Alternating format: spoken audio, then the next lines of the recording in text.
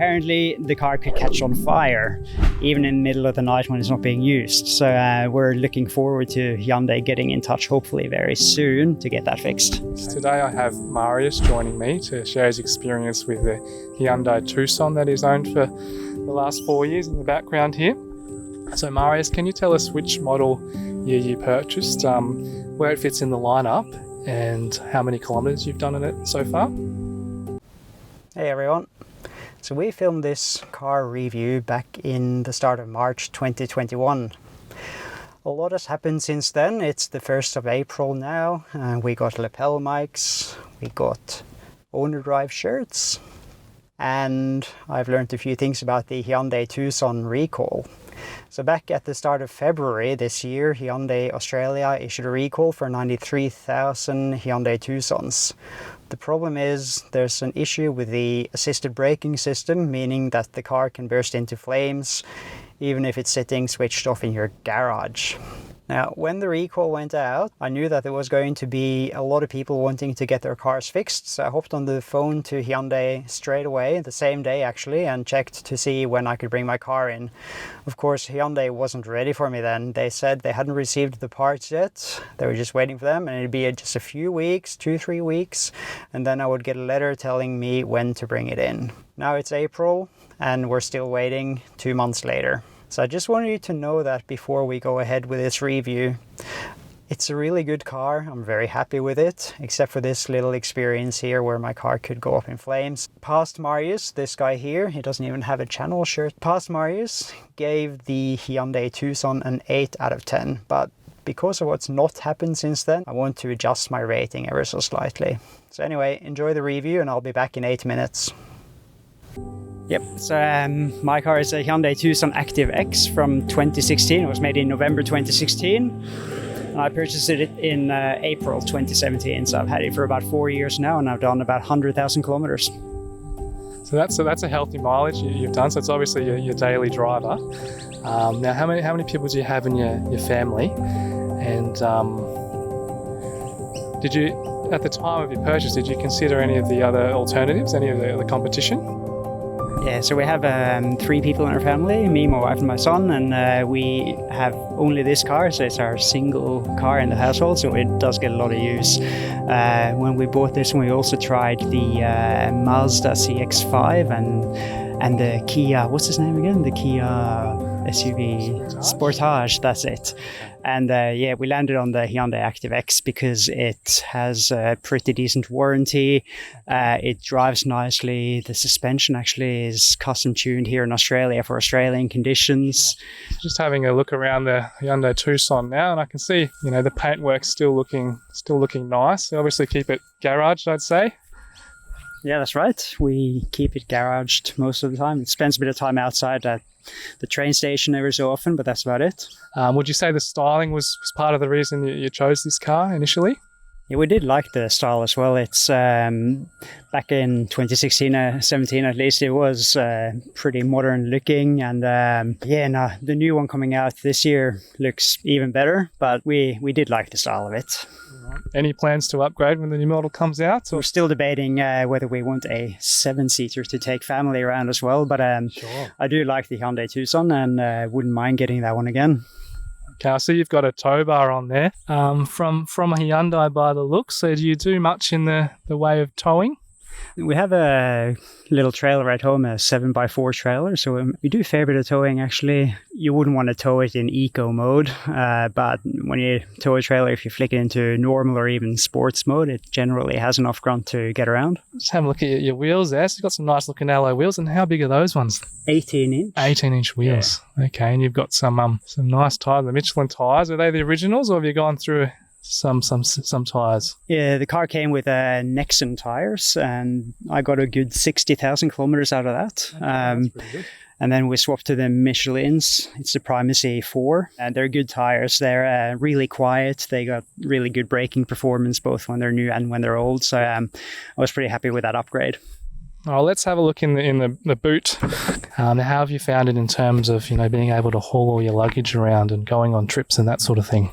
It's been not bad at all. Plenty of space, more than 500 litres. We can fit a couple of dogs in there as well if we need to. Can you expand this cargo area at all? Yes, you can. So you can fold the seats down. They're in a 1-2 configuration, so you can fold down the middle and right seat, or you can fold down the left seat, at least on the Australian model. With the front seats, the way they are now, I'm getting about 1 metre 70 centimetres of space if I need to. And if I put down the passenger seat as well, that's more like 2 metres 30 centimetres. So in terms of day-to-day driving, how would you say it performs, Marius? In the city, it's more than enough. Get to flick it out of eco mode or into sports mode, and it does behave a lot better. So, for our uses, it's perfectly fine. But if you do like a bit of a grunt to your car, it might not be exactly the car for you.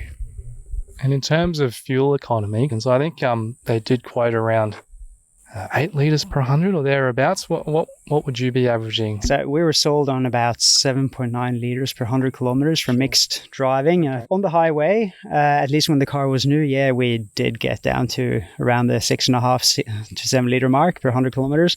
In the city, I'm probably getting about 8.5 per 100. And after I put on the Michelin tyres, they're quite soft tyres, so I think my consumption is up to about 8.9 to 9 litres now for mixed driving. Now, in terms of servicing, how often do you need to service this one, and have you been going through Hyundai to do so, or do you go to another mechanic? I have been going through Hyundai to do it, or the local Hyundai dealer. So it's every 15,000 kilometers or every year, whatever comes first. Yep. Here in Australia, the services for this car have been about $250 to $350, depending on how big it is. And in terms of, have you had any recalls that have affected this car? I know there's been a few going around of late. 3 weeks ago, I think, we saw in the news that our car, along with about 95,000 other Tucsons here in Australia, had been recalled. Apparently, the ABS braking system is always powered even when the car is off, and if the circuitry is exposed to too much moisture, apparently the car could catch on fire even in the middle of the night when it's not being used. So we're looking forward to Hyundai getting in touch, hopefully very soon, to get that fixed. Okay, yeah, let's hope they do. All right, well let's move on to the interior. So I can see that there's 5 seats. Would you say that this can fit 5 adults, or would it be more along the lines of 4 comfortably? Almost 5 comfortably, I'd say. I've sat in the back on a couple of occasions. It was actually not bad at all. Now, I'm not a very huge unit, so there's plenty of space for me. I can see, the interior trim is all pretty nice, and it's held up pretty well. Now, you did mention the seats have discoloured a little bit. Is that correct? Yes, on the leather, there's a little bit of sort of like a greenish yellow discoloration happening, sort of where you rest your knees. It kind of looks like at least the passenger seat in the front and the middle seat in the back where our boy usually sits. Talk us through the key interior features that I guess you make the most use of. The entertainment unit runs Android Auto and Apple CarPlay, and we use that all the time. Find it really useful for navigating, playing music, listening to podcasts, radio, all that. In terms of the air conditioning, I know some units in the Australian climate can't quite keep up with the heat. How have you found yours? No issue keeping up with the heat. It takes a minute and the car is nice and cool. So I know the more advanced models like the Elite and the Highlander actually have climate control as well. Sure. This one doesn't. It's just cold, not so cold, warm, but it works for us. It feels pretty comfortable. I've been sitting here for a few minutes now. How do you find it on long journeys? Is it a comfortable ride, or does it tend to get a bit taxing over a long distance?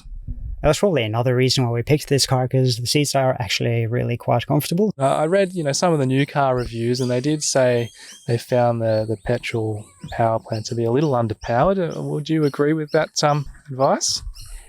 It's not a very high-powered car, definitely, but for my own use in the generally driving around the city and the suburbs, it's more than good enough. You don't need to be hooning down the streets. Just to recap, I guess if you were having your buying decision all over again, would you buy the same car? Well, yeah, I'm quite happy with the Hyundai Tucson actually, and I'd certainly consider it in a year or two with a new range of Tucsons coming out soon. Okay. Good, excellent. I guess, as a final question, in terms of a rating out of 10, what would you give the Hyundai Tucson? Out of 10, probably about an 8 for my own use. Hey everyone, so Marius here from the 1st of April 2021 again. I told you I was going to be back now to change my rating because it's been 2 months since my car was recalled because it could go up in flames and it still hasn't been fixed. So apart from having found out that Hyundai recalled 93,000 cars here in Australia, I've also learned since then, since we filmed this review, that they've recalled cars in the United States, Canada and New Zealand as well, and quite possibly other places too where I haven't checked. So I know that so far at least 500,000 Tucsons have been recalled around the world, and that means that Hyundai aren't just sourcing kits for repairing 93,000 cars here in Australia, but also 500,000 cars at least around the world. Since we filmed this car review, I've also learned that here in Australia, all of a sudden now 2 Hyundai Tucsons are suspected to have gone up in flames, possibly because of this issue. Those ones are still apparently being investigated, so there is no confirmed link to this product recall, but I mean it's food for thought. Even if those 2 are confirmed to be related to the ABS problem that is the subject of this recall, it's still, a low risk. 2 out of 93,000, that's very tiny, but the consequences could be catastrophic. So you could call me irrational, but my wife and my child drive this car every day, so I really want my car to get fixed quickly. That's why, until we can drive around in our Tucsons without worrying about whether we should be carrying one of these, I'm changing my rating to a 5 out of 10. It has held up really well over the 100,000 kilometers we've driven so far. It does have a couple of little issues like the seat discoloration, the slightly underpowered engine, which isn't too much of an issue for me. But overall, it's been a really good family car for us. Okay, good. So I think that's a pretty positive experience that you've had with the Hyundai Tucson. So I think that'll come in useful for some of the second-hand buyers now with this model coming onto used car lots. Thanks again for your time, Marius. And if you found this video useful, please hit the like button and subscribe for new content, which we'll be posting regularly on many different makes and models.